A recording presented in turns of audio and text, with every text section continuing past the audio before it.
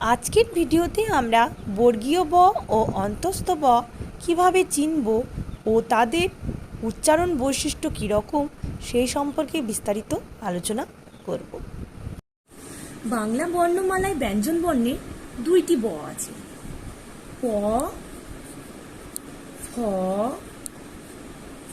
ব, ভ, ম। অন্তস্থ জ, র, ল, ব, তালব্য শ। তাহলে দেখো আমরা দুইটি ব পেলাম, এইখানে একটি ব আর এই একটি ব।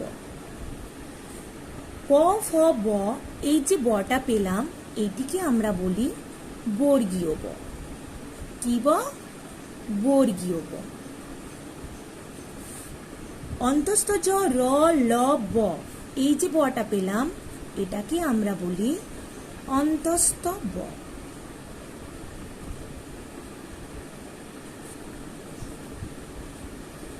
এবার তোমাদের মনে প্রশ্ন জাগতে পারে, এটার নাম বর্গীয় ব, এটার নাম অন্তস্থ ব কেন হলো?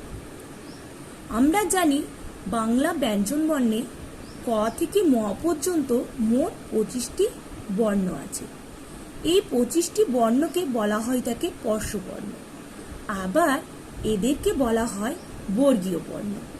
এই যে 25টি বর্ণকে আছে সেই বর্ণকে 5টি বর্ণ নিয়ে এক একটি বর্গে ভাগ করা হয়েছে।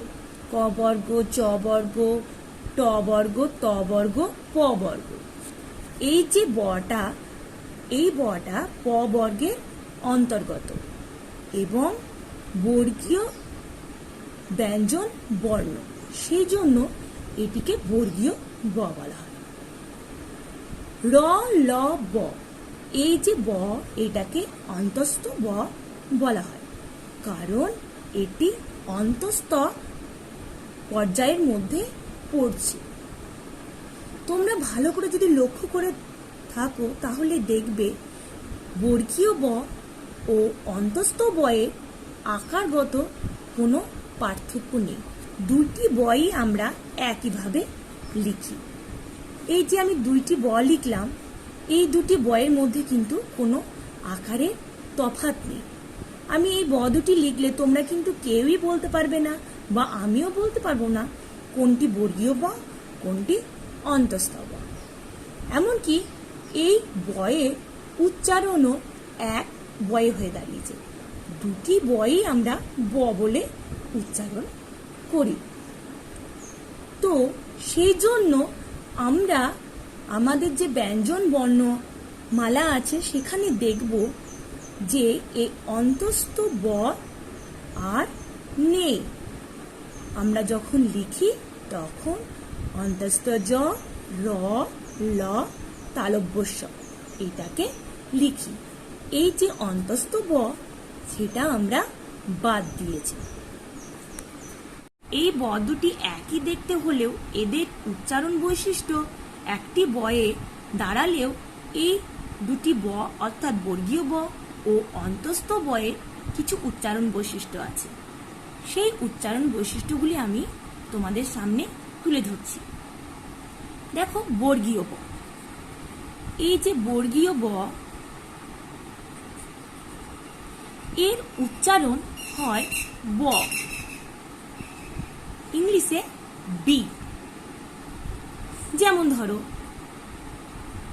বুলটি, কি লিখবো আমরা ইংলিশে বানান? BULTI। তাহলে এই যে বটা আছে সেই বটা কিন্তু কি ব হলো? বর্গীয় ব। কারণ বর্গীয় ব যখন আমরা লিখছি ইংলিশে কি লিখছি? বি। তাহলে বি থাকলে পরে হচ্ছে বর্গীয় ব। আবার ধরো বিহান, কি লিখি? BIHAN,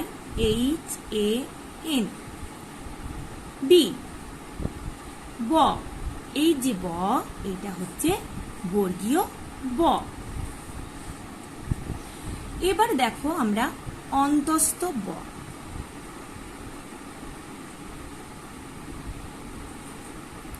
অন্তস্থ ব।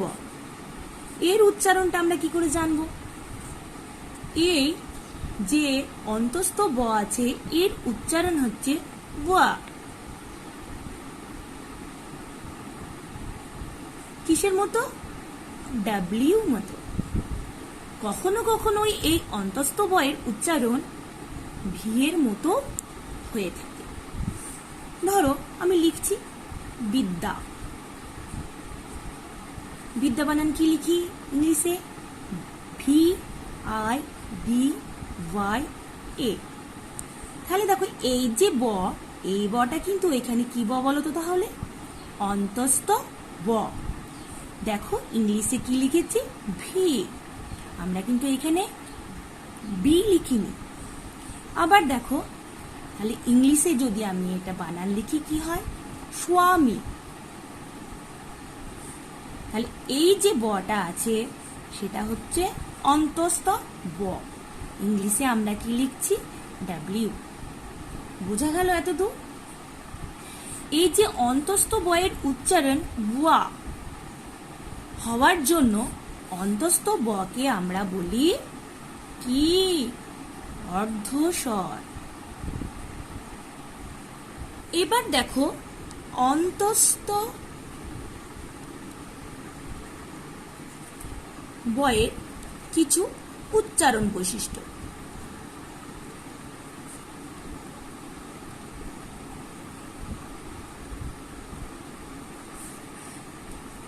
অন্তস্থ বয়ের উচ্চারণ বৈশিষ্ট্যগুলো আমরা আবার একটু জেনে নিই।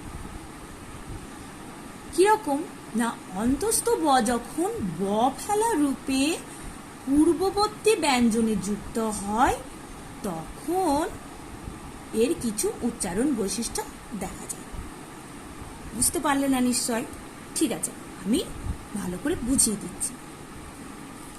ধরো আমি লিখছি বিল্ল। যখন আমরা উচ্চারণ করছি কি উচ্চারণ করছি? বিল লো। তাহলে দেখো এই যে বফেলা আছে এই বফেলা যুক্ত ব্যঞ্জনটি কি হচ্ছে? যার সাথে যুক্ত হয়েছে, যে ব্যঞ্জনের সাথে যুক্ত হয়েছে সেই ব্যঞ্জনটি দ্বিত্ব হচ্ছে। তাহলে এই বফেলা কার সাথে যুক্ত হচ্ছে? না লয়ের সাথে। তাহলে দেখো এখানে কিন্তু লয়ের উচ্চারণ দুবার হচ্ছে। আবার দেখো বিশ্ব। আমরা কি লিখব? উচ্চারণ করার সময় আমরা কি উচ্চারণ করি? বিশ্ব। তাহলে দেখো এই যে ব ফেলাটা কার সাথে যুক্ত হয়েছে? তালব্য স্বর সাথে। তাহলে এই ব ফেলাটা তালব্য স্বর সাথে যুক্ত হওয়ায় এইখানে এই ব্যঞ্জন বর্ণটি দ্বিত্ব হয়েছে, দুবার তালব্য স্বর উচ্চারিত হয়েছে। এবার দেখো এই যে বিশ্ব বানান এখানে কিন্তু দুটি ব আছে, এ একটি ব, এ একটি ব। তাহলে এবার তোমাদের মনে প্রশ্ন জাগতে পারে কোনটা হচ্ছে অন্তস্থ ব, কোনটা হচ্ছে বর্গীয় ব। তাহলে দেখো আমি যখন বিশ্ব ইংরেজিতে লিখে কি লিখছি? BISWA। তাহলে দেখো প্রথমে আমি লিখছি বি। আমি আগে কি বলেছিলাম? বি এর উচ্চারণ হচ্ছে বর্গীয় ব। তাহলে প্রথমটা হচ্ছে আমার বর্গীয় ব, আর তালব্য স্বর সাথে যে ব ফেলা যুক্ত হয়েছে সেটি হচ্ছে আমার অন্তস্থ ব। এবার দেখো 2 নম্বর হচ্ছে তৎসম শব্দে হয়ের সঙ্গে যুক্ত ব ফেলার উচ্চারণ ইংরাজি ডাব্লিউর মতো হয়। কিরকম দেখো আমি লিখছি বিহবল। আমরা কি যখন উচ্চারণ করি তখন কি উচ্চারণ করি? বিহ্বল। তাহলে দেখো এখানে হয়ের সাথে ব ফেলা যুক্ত আছে, কিন্তু আমি কি লিখছি? বিহবল লিখছি কি? না, কি লিখছি? বিহ্বল। আবার দেখো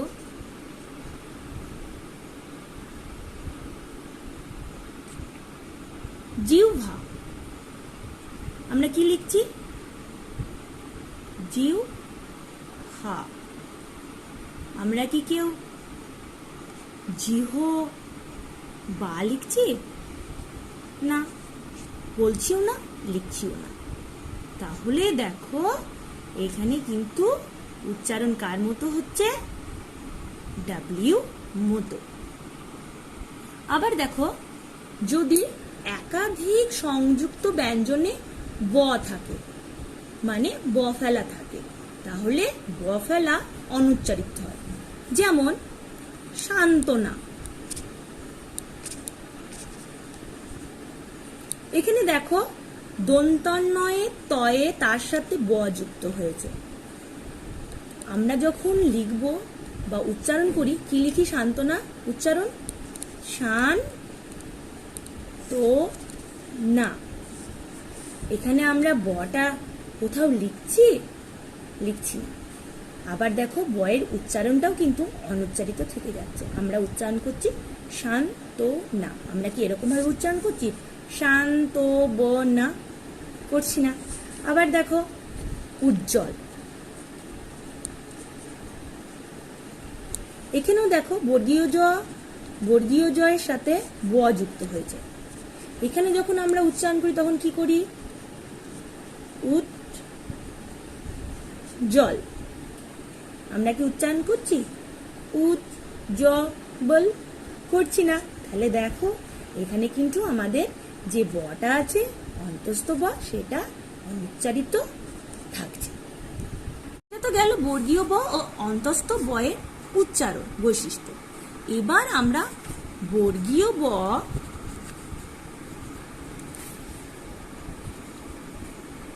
ও অন্তস্থ ব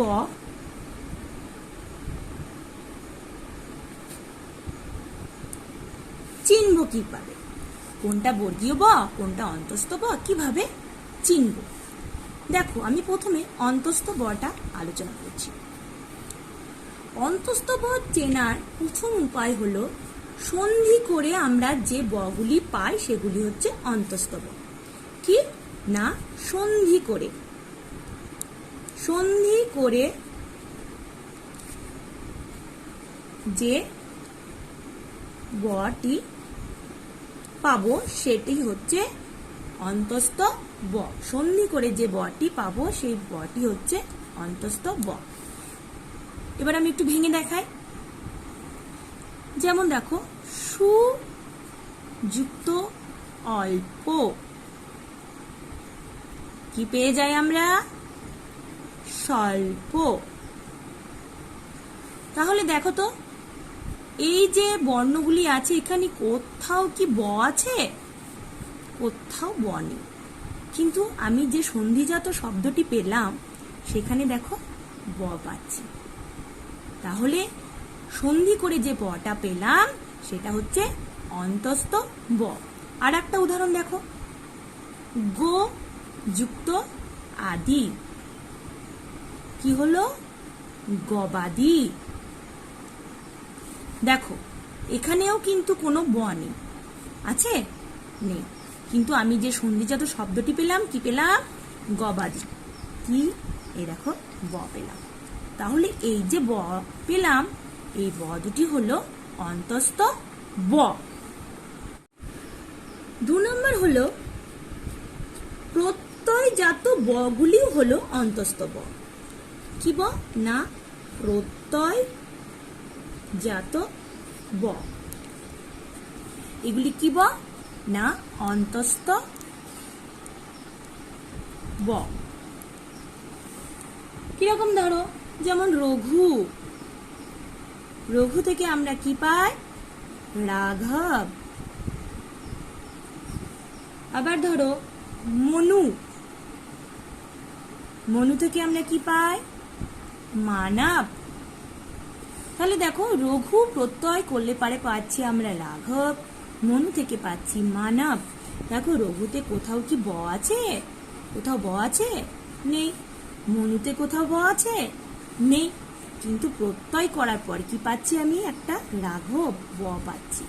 আবার দেখো মনু থেকেও পাচ্ছি মানব, কি পাচ্ছি? একটি ব পাচ্ছি।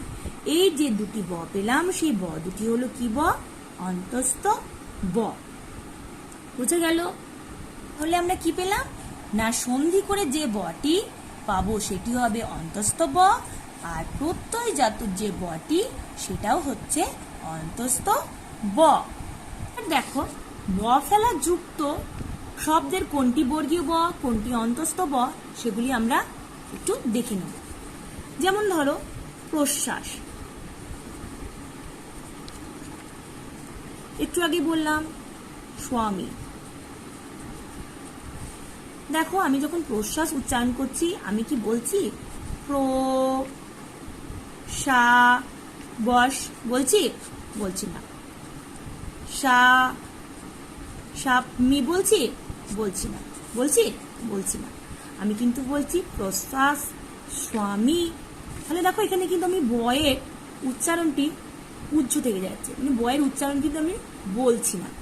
তাহলে এই যে ব আছে এই বগুলি হচ্ছে অন্তস্থ ব। আবার অন্যদিকে দেখো অম্বল, কম্বল। এই যে অম্বল যখন আমি কি বলছি তখন উচ্চারণ কি করছি বলতো? অম্বল, কম্বল। দেখো এখানে কিন্তু বয়ের উচ্চারণটা কিন্তু আমি করছি আলাদাভাবে, কিন্তু বয়ের উচ্চারণটা আসছে, দেখতে পাচ্ছ তো? অম্বল, কম্বল। তাহলে দেখো এখানে বয়ের উচ্চারণ স্পষ্ট। এই যে ব পেলাম এই বটাকে আমরা বলছি কি ব? বর্গীয় ব। তাহলে দেখো অন্তস্থ ব আর বর্গীয় ব যদি ব ফেলা যুক্ত শব্দে থাকে তখন আমরা কিভাবে চিনব? যদি অন্তস্থ ব থাকে তাহলে কিন্তু বয়ের উচ্চারণ উজ্জ থাকে, মানে বয়ের উচ্চারণ আমরা করি না। আর বর্গীয় বয়ের ক্ষেত্রে বয়ের উচ্চারণ কিন্তু স্পষ্টভাবে উচ্চারিত হয়। কম্বল, অম্বল এগুলো যেগুলো বললাম সেগুলোতে দেখো বয়ের উচ্চারণ কিন্তু বর্গীয় বয়ের মতো। অসংস্কৃত শব্দ মনে রাখবে, অসংস্কৃত শব্দ। অসংস্কৃত শব্দ মানে কোনগুলি? না, বিদেশি শব্দ। বিদেশি শব্দে যে ব ব্যবহার করা হয়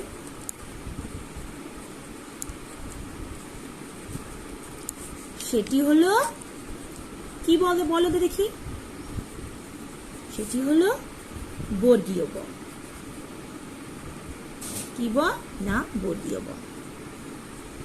দেখো বিদেশি শব্দ মানে ইংলিশ হয়, ফার্সি হয়, যেগুলো ধরো আমি বলছি বল, বল ধরো একটা ইংলিশ শব্দ। ফুটবল এটাও একটা ইংলিশ শব্দ, মানে অসংস্কৃত শব্দ। অসংস্কৃত শব্দ হচ্ছে যেগুলো সংস্কৃত থেকে জাত নয়। তাহলে বল, বল যখন আমরা বানান লিখি ইংলিশে কি লিখি বলো তো? BALL, বল। ফুটবলে কি লিখি? FOOT, football, BALL। তাহলে দেখো এখানে কি আছে? ব, ব, বয়ের ইংলিশে আমরা কি লিখেছি? বি। কি লিখেছি? বি। একটু আগে আমি বলেছিলাম যে যখন বর্গীয় ব থাকবে তখন ইংলিশে উচ্চারণ কি হয়? বি, বি এর মতো।